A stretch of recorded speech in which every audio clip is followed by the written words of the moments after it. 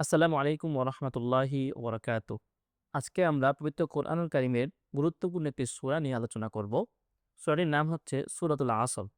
এই সূরাটি আমরা সবসময় পড়ি, কিন্তু এটা অনুধাবন করতে পারি না। আমরা সলাতের মধ্যে অনেক তেলাওয়াতই করি, অথবা সলাতের বাহিরে আমরা তেলাওয়াত করি। কিন্তু আমরা কি পড়ছি, আল্লাহ সুবহানাহু ওয়া তাআলা আমাদেরকে কি বলছেন, তা আমরা বুঝতে পারি না। যদি আমরা বুঝতে পারতাম, তাহলে কোরআনের সাথে আমাদের কানেকশন আরো দৃঢ় হতো এবং আমরা কোরআনের প্রতি আরো বেশি আগ্রহী হতাম। আজকে আমরা সূরাতুল আসরটি খুব ভালোভাবে বিশ্লেষণ করব। এই সূরাটি পবিত্র কোরআনুল কারীমের ১০৩ নম্বর সূরা এবং ছোট যে কয়টা সূরা আছে তার মধ্যে একটি অন্যতম।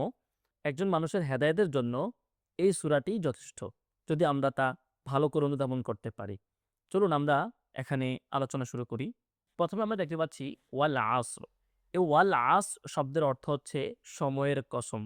এখানে ওয়াও শব্দটি কসম অর্থে এসেছে। একটি শর্ট কথা মনে রাখতে পারেন যে ওয়াও এর পরে যে ইসিমটি আসবে, যে নাউনটি আসে, তার শেষ বর্ণে যদি জেড থাকে তখন এই ওয়াওটা কসম বোঝায়।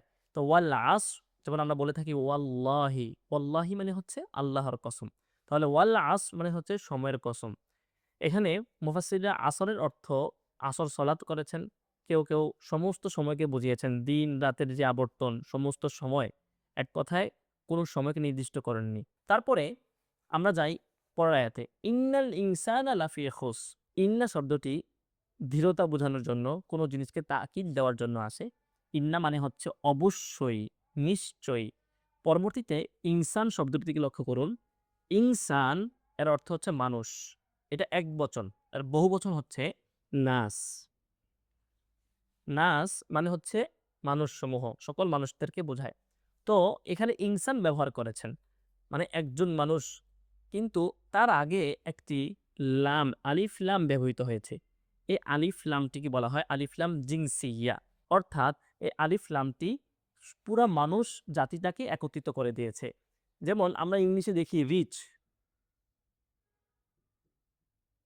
মানে হচ্ছে ধনী, কিন্তু তার আগে যখন দ্য রিচ, ঠিক একই রকমভাবে দ্য পুর, তখন পুরো গরিব জাতিকে একসাথে বোঝায়। এই দিটা যেমন এখানে রিচ পুরা জাতিটাকে বোঝাচ্ছে, দিটা যেমন পুর পুরা জাতিটাকে বোঝাচ্ছে, একই রকমভাবে ইনসান এ মানুষ এ পুরা জাতিটাকে বোঝাবে হচ্ছে এই আলিফ লামের দ্বারা। আলিফ লাম আর হচ্ছে দি অনেকটা সিমিলার ইংলিশ এবং আরবিকে। আচ্ছা, তাহলে নিশ্চয়ই মানব জাতি, সমস্ত মানুষ লাফি, ফি মানে হচ্ছে মধ্যে, লাফি শব্দের অর্থ হচ্ছে মধ্যে রয়েছে। আর খুসরিন মানে হচ্ছে ক্ষতি। তাহলে ক্ষতির মধ্যে রয়েছে। এ খুস শব্দটি একটু ব্যাখ্যা করি। এ খুস শব্দটি হচ্ছে লাভের বিপরীত। বিজনেসে, ব্যবসায় যে লাভ হয়, তার বিপরীত যে লোকসান হয়, সেই লোকসানকে বলা হয় খুস। আবিধানিক অর্থে এটির অর্থ হচ্ছে ইনতিকাসু রাসিল মালি, অর্থাৎ ব্যবসার মূলধন কমে যাওয়া। আর এখানের অর্থ হচ্ছে ধ্বংস, অধঃপতন অথবা পথভ্রষ্টতা। তো আমরা যেই আবিধানিক অর্থটা বলেছি যে ব্যবসার মূলধন কমে যাওয়া, এখানেও এই অর্থটি বুঝানো যায়। যেমন এই যে সময়, এই সময়টা হচ্ছে আমাদের মূলধন। আমরা যত সময় অতিবাহিত করছি, আমাদের মূলধন হারিয়ে যাচ্ছে। যদি আমরা এই সময়কে কাজে না লাগাতে পারি, আমাদের মূলধন হারিয়ে যায়, তাহলে একটা সময় পরে আমরা ক্ষতির মধ্যে নিপতিত হয়ে যাব। আমাদের মূলধন শূন্য হয়ে যাবে, আমরা বিজনেসের লসে পড়ে যাব। ঠিক সেইম সময়টা আমাদের সেই মূলধনের মতো, যদি সময় শেষ হয়ে যায়, আমরা চূড়ান্ত ক্ষতির মধ্যে চলে যাব। তাই এই ক্ষতি থেকে বাঁচার জন্য আল্লাহ সুবহানাহু ওয়া তাআলা পরবর্তীতে ৪ টি গুণের কথা বলেছেন। এই ৪ টি গুণ যদি আমরা অর্জন করতে পারি, তাহলে ইনশাআল্লাহ আমরা ক্ষতি থেকে বাঁচতে পারব। সেই বিষয়ে পরবর্তীতে আলোচনা আল্লাহ তাআলা করেছেন। আমরা বিস্তারিত বর্ণনা করছি। তাহলে ইন্নাল ইনসানা লাফি খুসর এর অর্থ হচ্ছে নিশ্চয়ই সমস্ত মানুষ ক্ষতির মধ্যে রয়েছে। তারপরে ইল্লাল্লাযিনা, ইল্লা এর মানে হচ্ছে ছাড়া, ব্যতীত। এখানে পরবর্তীতে যাদের কথা বলা হবে, তারা ব্যতীত সকল মানুষ ক্ষতির মধ্যে রয়েছে। এটা বোঝানোর জন্য ইল্লাটা আনা হয়েছে। আল্লাযিনা তারা ব্যতীত, আমানু যারা ঈমান এনেছে। আমানু মানে ঈমান এনেছে।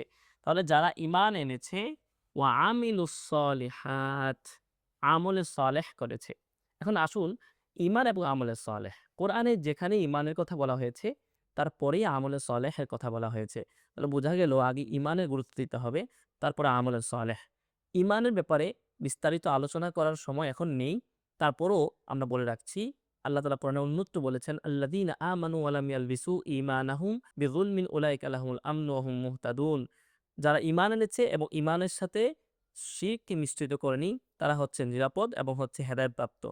তো এখন ঈমানের সাথে শিরককে মিশ্রিত করা যাবে না। এজন্য আমাদেরকে ঈমান শিখতে হবে, ঈমান বুঝতে হবে। তারপরে ওয়া আমিলুস সলিহাত, আমলে সলেহের কথা বলা হয়েছে। আমলে সলেহের শর্টকাট যদি একটা কথা বলি আমরা, রাসূল সাল্লাল্লাহু আলাইহি ওয়াসাল্লামের যে সুন্নাহ আছে, সেই সুন্নাহের মধ্যে থাকা। অর্থাৎ ওমা আতাকুমুর রাসূলু ফাখুযুহু ওয়া মা নাহাকুম আনহু ফান্তাহু। আল্লাহ রাসূল সাল্লাল্লাহু আলাইহি সাল্লাম যা আমাদেরকে করতে নির্দেশ দিয়েছেন তা করব, যা ছাড়তে নির্দেশ দিয়েছেন তা ছাড়ব। এক কথায় সুন্নাহের বাইন্ডিং এর মধ্যে যদি থাকতে পারি, তাহলে আমাদের সব কাজই আমলে সলেহের অন্তর্ভুক্ত হয়ে যাবে। তারপরে আল্লাহ সুবহানাহু ওয়া তাআলা বলছেন, "ওয়াতাওয়াসাউ বিল হক ওয়াতাওয়াসাউ বিস সাবর।" এখানে দেখেন তাওয়াসাউ শব্দটা এসেছে ওসিয়্যা থেকে। আমরা বলি না ওসিয়ত, ওসিয়ত করা। ওসিয়ত মানে হচ্ছে উপদেশ দেওয়া। কিন্তু এখানে ওসিয়ত শব্দটি এসেছে বাবে তাফাউল থেকে আরেকটা ফর্মে এসেছে। সেটা হচ্ছে বাবে তাফাউল থেকে তাওয়াসাউ মানে হচ্ছে পরস্পর পরস্পরকে উপদেশ দিবে।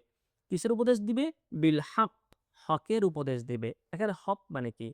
হকের একটা অর্থ হচ্ছে এখানে ঈমান। ঈমানের উপদেশ দিবে। তবে হকের সবচেয়ে সুন্দর অর্থ এখানে সেটা হচ্ছে আল্লাহ সুবহানাহু ওয়া তাআলা আমাদেরকে যে আদেশ দিয়েছেন এবং যা নিষেধ করেছেন, এই আদেশগুলো মেনে চলা, নিষেধগুলো ছেড়ে দেওয়া এবং কোরআন, সুন্নাহ অনুযায়ী জীবনযাপন করা।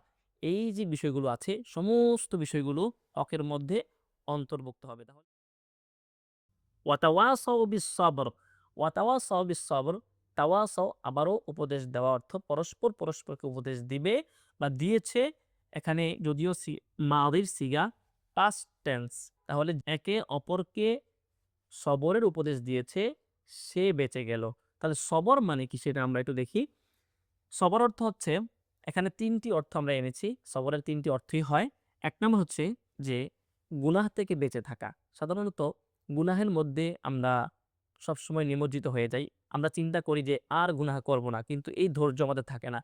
যেকোনো সময় আবার গুনাহটা করে ফেলছি। এই যে গুনাহ বারবার করে ফেলা, এটা থেকে ধৈর্য ধারণ করা। দ্বিতীয়ত হচ্ছে সৎ কাজ করা এবং তার উপর প্রতিষ্ঠিত থাকা।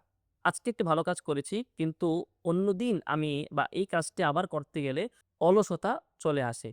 তো এই যে অলসতা থেকে নিজেকে রক্ষা করে এই কাজের উপর প্রতিষ্ঠিত থাকা, এটাও হচ্ছে সবর। ৩ নম্বর যেটা আমরা সাধারণত এই অর্থটাই বুঝে থাকি, বিপদ-আপদে নিজেকে নিয়ন্ত্রণ করা, ধৈর্য ধারণ করা। তো মনে রাখতে হবে এই ৩ টি অর্থই এখানে ইনক্লুডেড।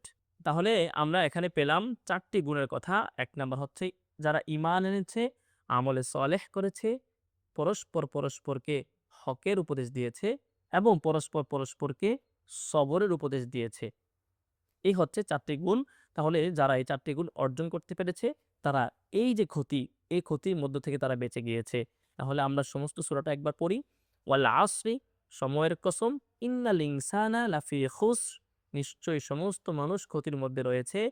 ইল্লাল্লাযীনা আমানু, তবে তারা ছাড়া যারা ঈমান এনেছে, ওয়া আমিলুস সালিহাত, যারা আমলে সালেহ করেছে, ওয়া তাওয়াসাউ বিল হক, পরস্পর পরস্পরকে হকের উপদেশ দিয়েছে, ওয়াতাওয়াসাউ বিস-সাবর, পরস্পর পরস্পরকে ধৈর্যের উপদেশ দিয়েছে।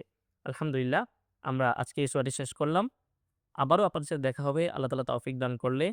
আসসালামু আলাইকুম ওয়া রাহমাতুল্লাহি ওয়া বারাকাতুহু।